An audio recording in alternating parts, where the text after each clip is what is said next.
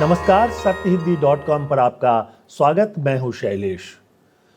इन दिनों अमेरिकी राष्ट्रपति और उनके मंत्रियों के कई बयान जो है भारत में चौंकाने वाले विवाद शुरू कर दे रहे हैं। अब अमेरिकी वाणिज्य मंत्री, जिन्हें वाणिज्य सचिव भी कहा जाता है, हार्वर्ड लुटनिक, उन्होंने एक बयान दिया है जिसमें उन्होंने कहा है कि भारत के प्रधानमंत्री नरेंद्र मोदी ने अमेरिकी राष्ट्रपति डोनाल्ड ट्रंप से जो व्यापार समझौता था उस पर बातचीत नहीं की, फोन नहीं किया और इसलिए यह समझौता नहीं हो सका। उनका कहना था कि अमेरिका भारत के साथ जो व्यापार समझौता है उसको दूसरे नंबर पे करना चाहता था। पहले नंबर पर ब्रिटेन था, जिनके बीच बातचीत हो गई और वो लागू हो गया, लेकिन भारत ने 3 हफ्ते तक कोई प्रतिक्रिया ही नहीं दी और भारत के प्रधानमंत्री नरेंद्र मोदी को फोन करके अमेरिकी राष्ट्रपति को इसके बारे में अंतिम रूप से कुछ बातें करनी थी, लेकिन उन्होंने फ़ोन नहीं किया। अब ये बहुत विचित्र सी बात लगती है कि आखिरकार भारतीय प्रधानमंत्री ने अमेरिकी राष्ट्रपति को फ़ोन क्यों नहीं किया। व्यापार समझौता जो भारत के लिए बहुत महत्वपूर्ण है उस पर बातचीत क्यों नहीं की। लेकिन भारत का जो विदेश मंत्रालय है वो कुछ और कह रहा है। भारत के विदेश मंत्रालय के प्रवक्ता ने एक बयान में कहा कि अमेरिकी वाणिज्य मंत्री सच नहीं बोल रहे हैं। उन्होंने कहा कि असल में 2025 में प्रधानमंत्री नरेंद्र मोदी ने 8 बार अमेरिकी राष्ट्रपति डोनाल्ड ट्रंप से बातचीत की थी। अब इसमें सही क्या है और गलत क्या है, इस पर आज हम इस प्रोग्राम में बातचीत करेंगे। और व्यापार समझौता नहीं होने के कारण भारत के सामने जो मुश्किलें अभी आ रही हैं और आने वाले दिनों में आएंगी उस पर भी बात करेंगे। यहाँ एक और महत्वपूर्ण बात यह है कि अमेरिका के साथ जो व्यापार समझौता है वो सिर्फ व्यापार तक सीमित नहीं है, बल्कि उसका संबंध भारत में रोजगार से है, बल्कि उसका संबंध भारत का जो विकास है, जीडीपी ग्रोथ है, उससे भी है। इस पर हम बात करेंगे और समझने की कोशिश करेंगे। दरअसल भारत के विदेश मंत्रालय ने जो टिप्पणी की है और जो बताया है कि 8 बार प्रधानमंत्री नरेंद्र मोदी ने बात की, उसमें यह साफ नहीं किया गया है कि व्यापार के मुद्दों पर जो आखिरी बात होनी थी या होनी भी नहीं थी, उस समय प्रधानमंत्री नरेंद्र मोदी ने डोनाल्ड ट्रंप के साथ बातचीत की या नहीं की। ऐसा लगता है कि वाणिज्य मंत्री, अमेरिका के वाणिज्य मंत्री हार्वर्ड लुटनिक जो हैं वो ये बताना चाहते थे कि ये जो व्यापार है उस पर बातचीत मोदी ने नहीं की।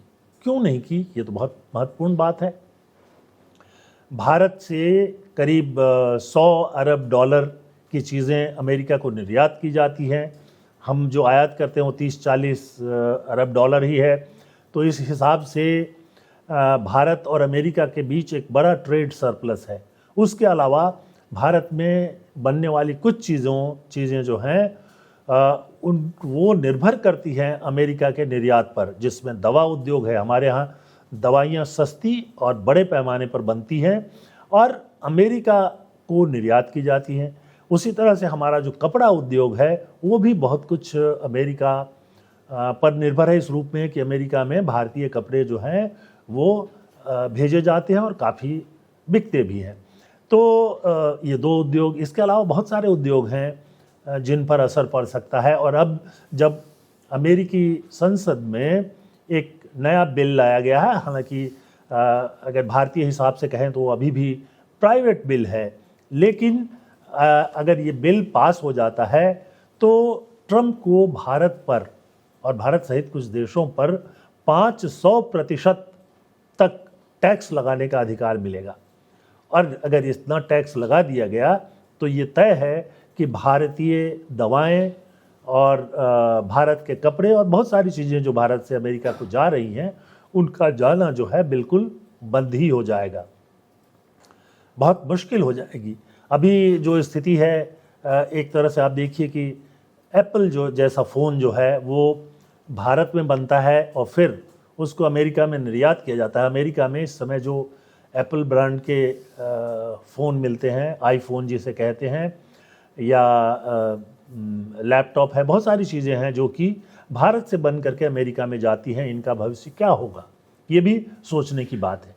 लेकिन सबसे बड़ा सवाल यही है कि जब प्रधानमंत्री नरेंद्र मोदी ने 8 बार 2025 में ट्रंप से बातचीत की, तो व्यापार पर क्यों नहीं बातचीत की? दरअसल इसमें एक मुद्दा बहुत महत्वपूर्ण फंसा हुआ है, और जो अमेरिकी संसद में नया बिल 500% तक लगाने के बारे में लाया गया है, उसमें भी इसके बारे में बहुत कुछ है रखा हुआ है। और जिन सांसद महोदय ने इस बिल को पेश किया, उन्होंने कहा भी, जिसमें उन्होंने नाम लेकर कहा कि भारत, ब्राज़ील, चीन जैसे देशों पर प्रतिबंध लगाया जाना चाहिए। और ये इसलिए लगाया जाना चाहिए कि ये देश जो हैं वो रूस से पेट्रोल खरीदते हैं। भारत जो है वो रूस से बड़ी मात्रा में पेट्रोल खरीद रहा है।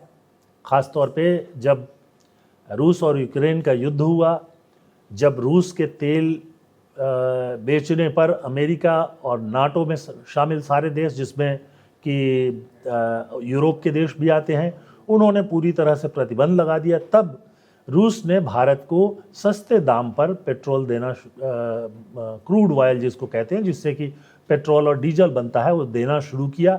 जिसके चलते आप देख रहे होंगे कि भारत में काफ़ी हद तक डीजल और पेट्रोल की कीमतें नियंत्रण में हैं। करीब साल भर से कीमतें बढ़ घट नहीं रही हैं।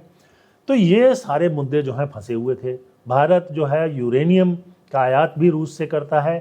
तो ये ऐसे कई मुद्दे हैं जो फंसे हुए हैं। और भारत में जो भारत अमेरिका संबंधों के जानकार हैं, वो बता रहे हैं कि बहुत संभव है कि मोदी ने इस राष्ट्रपति ट्रंप के साथ बातचीत को इसलिए अवॉइड किया हो कि वो इस मुद्दे पर पूरी तरह से बात नहीं कर सकते थे। हालांकि अमेरिकी दबाव के बाद भारत में रूसी तेल का आयात जो है वो काफ़ी कम हो गया है, लेकिन पूरी तरह से अभी भी बंद नहीं हुआ है। और इसके चलते कई तरह की समस्याएं जो हैं वो देखी जा रही हैं।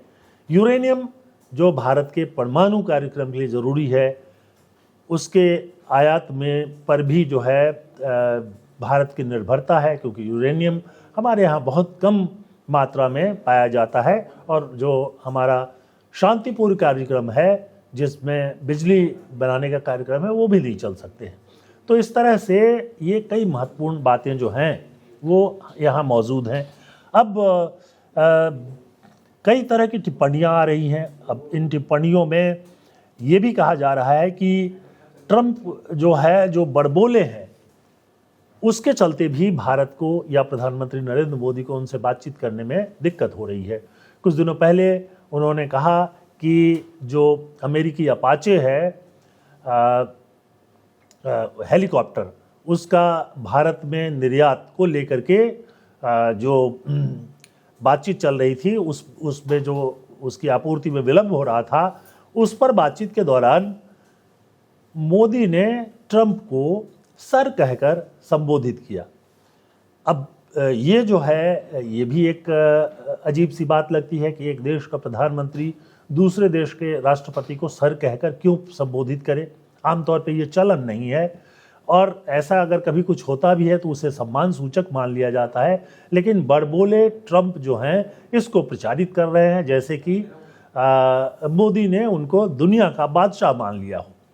इस पर जो भारत के एक राजनीतिक टिप्पणीकार हैं, उन्होंने एक चैनल से कहा, नाम है उनका ब्रह्मा चेलानी, उन्होंने कहा कि ये लगता नहीं है, और ये यही लगता है कि जो ट्रंप जिस तरह से बातों को अलग तरह से कहते हैं और ये दिखाने की कोशिश करते हैं कि दुनिया में सबसे बड़े वही हैं, तो कुछ इसी अंदाज का बयान जो है वो ये लगता है।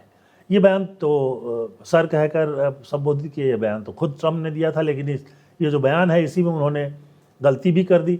उन्होंने कहा कि भारत को 68 जो अपाचे हेलीकॉप्टर है वो दिए जाने थे, उस पर बात हो रही थी। लेकिन अब तक जो अमेरिका और भारत के बीच अपाचे हेलीकॉप्टर का डील है वो बहुत छोटा डील है। कुल 28 का डील जो है वो हुआ है।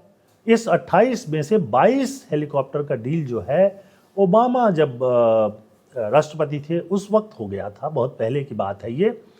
और कुल मिलाकर 22 जो अपाचे हेलीकॉप्टर हैं वो भारत को मिल भी चुके हैं।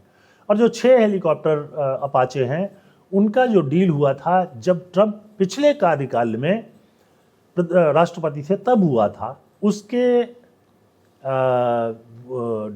जो डिलीवरी है उसमें थोड़ी देर हुई थी। लेकिन वो भी देरी जो हुई थी वो इसके पहले जो राष्ट्रपति थे ट्रंप से पहले जो बाइडेन, उनके कार्यकाल में हुई थी। तो इन दोनों को जोड़कर देखा जाना शायद उचित नहीं है। लेकिन ट्रंप तो ट्रंप है, वो कुछ भी बोल सकते हैं। बहरहाल इस समय ट्रंप के सामने कई चुनौतियां हैं। एक चुनौती तो ये है कि वेनेजुएला में जो उन्होंने हाथ रख दिया है उसके चलते दुनिया भर में एक लॉबिंग शुरू हो गई है। 2 रूसी टैंकर उन्होंने जब्त कर लिए हैं, उसको लेकर रूस से भी कई प्रतिक्रियाएं आ रही हैं। और कुल मिलाकर के जो स्थिति अभी दिखाई दे रही है उससे ये लग रहा है कि ट्रंप एक तरफ कुछ चीज़ों से निकलने की कोशिश कर रहे हैं तो दूसरी तरफ फंसते भी जा रहे हैं। वैसे ही अमेरिका जो है ईरान में जो चाहता था कि बहुत जल्दी से वहाँ कोई बगावत हो और जो वहाँ के धार्मिक प्रमुख हैं जो कई मायने में प्रशासनिक प्रमुख भी हो जाते हैं, ख़ासतौर पे सेना जो है उनके नियंत्रण में है, तो खामेनेई वो उनकी सत्ता खत्म हो जाए, वहाँ शाह रज़ा पहलवी या किसी और की सरकार बन जाए। बहरहाल ट्रंप ने अब जो वेनेजुएला के राष्ट्रपति हैं उनके जो प्रमुख विरोधी हैं जिन्हें हाल में नोबेल प्राइज़ दिया गया था उनसे मिलने जा रहे हैं और उसके बाद वेनेजुएला की स्थिति जो है वो तय होगी। वेनेजुएला से भी भारत तेल की खरीद कर रहा था, इसलिए भी हम उसका जिक्र कर रहे हैं। वेनेजुएला सभी भारत को सस्ते दाम पर तेल मिला करता था। तो एक तरह से ट्रंप ने ये स्थिति पैदा कर दी है कि भारत तो सस्ता तेल कहीं से नहीं खरीदे। आप देखिए, पहले ईरान से सस्ता तेल हमको मिलता था, उसको रोका गया। फिर वेनेजुएला से मिलता था, उस पर भी कई तरह के प्रतिबंध लगाए गए। उसके बाद रूस से मिलने लगा तो उस पर भी प्रतिबंध लगाए गए। उसके पहले इराक पर भी इसी तरह के प्रतिबंध लगाए गए थे। तो जाहिर सी बात है कि अमेरिका ये चाहता है और ट्रंप भी यही चाहते हैं कि दुनिया भर में तेल बेचने का काम जो है सिर्फ अमेरिका करे और जहां उनकी कंपनियां, अमेरिकी कंपनियां जो हैं वो लगी हुई हैं, वहां से तेल खरीदा जाए और चाहे वो ज़्यादा दाम देना पड़े तो आप ज़्यादा दाम दें और उसके बदले में वो अमेरिका में निर्यात पर छूट देंगे। छूट क्या देंगे? शुल्क कम लगाएंगे। तो बहरहाल अभी जो स्थिति है उसमें सिर्फ यही लग रहा है कि भारत जो है दो तरफा फंसा हुआ है। अगर वो सस्ता तेल की खरीद बंद करता है तो भारत में तेल की कीमतें बढ़ेंगी, पेट्रोल और डीजल दोनों की कीमतें बढ़ेंगी। जाहिर है कि उसके चलते महंगाई भी बेतहाशा बढ़ सकती है और अगर नहीं लेते हैं तो तेल महंगा खरीदना पड़ेगा, तब भी वही स्थिति रहेगी। तो ये इस समय दुविधा की स्थिति है हमारे प्रधानमंत्री नरेंद्र मोदी के लिए। और ट्रंप ये जानते हैं कि दोनों ही स्थितियों में फ़ायदा उनका ही है और इस तरह की कई बातें वो दुनिया के कई देशों के साथ में कर रहे हैं। पर भारत को इस संकट से निकलना होगा। लेकिन भारत की मुश्किल ये है कि अमेरिका को जितना निर्यात भारत से हो रहा है उसके लिए दूसरे बाजार की खोज भारत अभी तक नहीं कर पाया है। चीन पर भी इसी तरह के कुछ प्रतिबंध लगे, कुछ और लगाने की बातें की जाती है, लेकिन चीन ने दुनिया में दूसरे देशों में बाजार खोज लिए हैं और इसलिए वो बहुत ज़्यादा चिंतित नहीं रहता है। उसके अलावा कई ऐसी दुर्लभ चीज़ें हैं चीन के पास जिसकी खोज उन्होंने कर ली है, तो उस पर भी अमेरिका की निर्भरता है, जबकि भारत के साथ ऐसी स्थिति नहीं है। और ये मोदी के सामने भी एक बड़ी चुनौती है। बहरहाल आज के इस प्रोग्राम में बस इतना ही, लेकिन आप हमारे कमेंट सेक्शन में जाकर के ये ज़रूर बताइए कि आपको हमारा ये प्रोग्राम कैसा लगा। हम आपकी प्रतिक्रिया का स्वागत करते हैं, हम उसकी प्रतीक्षा करेंगे। इसके साथ साथ हम चाहेंगे, आपसे अनुरोध करेंगे कि आप हमारे चैनल को सब्सक्राइब करें, लाइक करें और इसके साथ अगर दूसरे दर्शकों को फॉरवर्ड करना चाहें तो ज़रूर करें।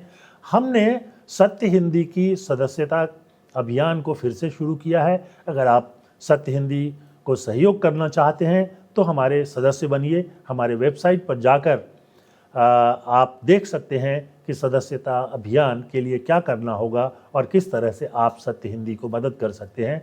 निष्पक्ष और स्वतंत्र पत्रकारिता जितना ज़रूरी है उतना ही ज़रूरी है स्वतंत्र और निष्पक्ष पत्रकारिता को बचाने में आपकी मदद। तो आज के लिए बहुत बहुत धन्यवाद। नमस्कार।